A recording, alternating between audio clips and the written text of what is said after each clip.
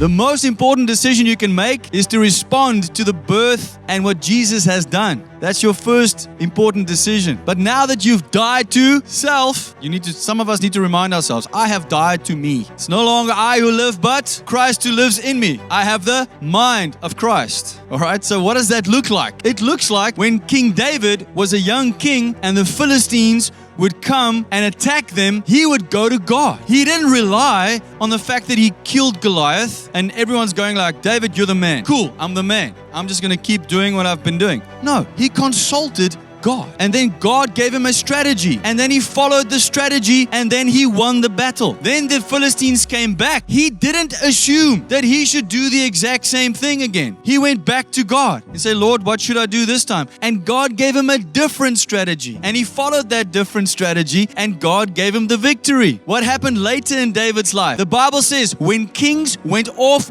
to war, what is David? A king. When kings went off to war, David stayed behind. He didn't go where he was supposed to be. He stayed behind. And then he saw Bathsheba. And then he sinned because he wasn't in the will of the Father. Where do you want to be? In your will that is limited by your flesh and your thoughts? Or do you want to be in the will of the Father? That doesn't sound very convincing. Waar wil jy wees? Want daar's net twee plekke. Daar's net twee opsies. There are only two options. You're either in His will or you're in your will. Jesus wasn't born to give you a second birth so that you can do what you want. He was born to give you a second birth so that you can do the will of your Father in heaven. The same way that Jesus did it. And He was our example. It starts with your rebirth, but then it's the rest of your life. Lord, what should I do? Consult the Word. Pray. Let God give you strategy and then you actually do the strategy. We have to pray and act. We have to stay in connection with Him. He is always broadcasting. He's like a radio station.